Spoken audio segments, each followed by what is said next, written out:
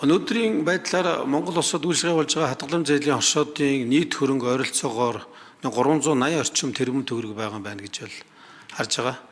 Тэгэхээр одоо энэхүү санхүүгийн оршооны тухай хууль хуулийн төсөл маань ингээд хэлцэгдээд батлагдсанаар ер нь цаашдаа энэ санхүүгийн одоо хадгалан зээлийн оршууд буюу одоо энэ санхүүгийн оршуудын маань хөрөнгө ер нь одоо ойрын 3 жилийн хугацаанд яаж өснө гэж харж байгаа вэ? За яг бизнесийн одоо яг тухайн санхүүгийн оршооны үйл ажиллагаа талаас нь ингээ аваад үзэхээр хамгийн гол одоо авчирж байгаа гурван одоо том давуу талыг нэрлэнэ үү гэж асууя.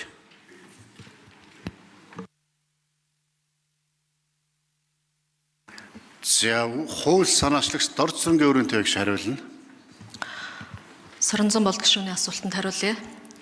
За хадгалан зээлийн хоршоод маань жил тутамдаа ер нь байгуулагдж байгаа хадгалан зээлийн оршууд бол их доктортой байж ирсэн.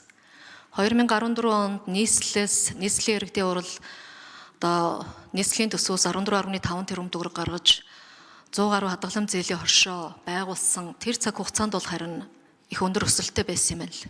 Тэрнээс бусад яг зах зээлийн механизмаараа төр оролцоогүй байгаа энэ цаг хугацаанд тусгай зөвшөөрлийнхөө хүрээнд үйл ажиллагаа ямар нэгэн байдлаар зөрчил гаргахгүй явж байгаа бол тогтвортой өсөлттэй явж ирж байгаа. Тэгэхээр цаашдаа бол бид хадгалан зээлийн хоршоодыг илүү их одоо олон тоогоор нэмэгдүүлэх гэхээс илүү бизнесийн зарчмаараа үйл ажиллагаагаа явуулж тэлэх боломжоор нь хангах эрх зүйн зохицуултыг оруулахыг хичээсэн.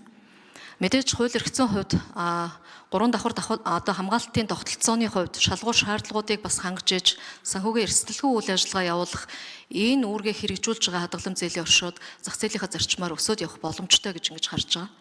За хоёр дахь асуултан дээр ажлын хэсгээс хариулт өгөх зүйтэй хаа. За ажлын хэсгийн хариулах уу? За Төрөндүйн Жамбаа жамт санхүүгийн зохицуулах хорооны дарга хариулна. 4-р микрофон дээрээ.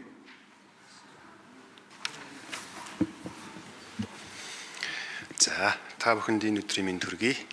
Саранзан болд гишүүний асуултанд хариулъя.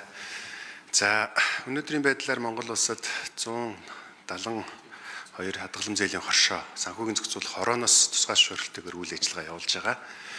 За ерөнхийдөө санхүүгийн одоо дэлхийн хадгалан зээлийн хоршооны холбооноос гаргасан судалгаагаар дэлхийн одоо нийт хүн амын 15-аас 20 орчим хувь нь санхүүгийн оршоогоор үйлчлэгээ авдаг.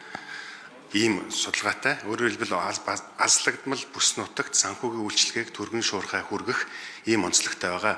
За Монгол улсын хувьд бол нийт хадгалан зээлийн хоршоодын 55 орчим хувь нь орон нутагт үйл ажиллагаа явуулж байгаа. Түүнээс үндсэндээ 80 орчим хувь нь сумын төв дээр үйл ажиллагаа явуулж байгаа. Ийм онцлогтой байгаа. Тэгээд Монгол улсын санхүүгийн одоо зах зээлийн хүртээ хэмжээд ялангуяа орон нутгийн иргэд рүү чиглэсэн санхүү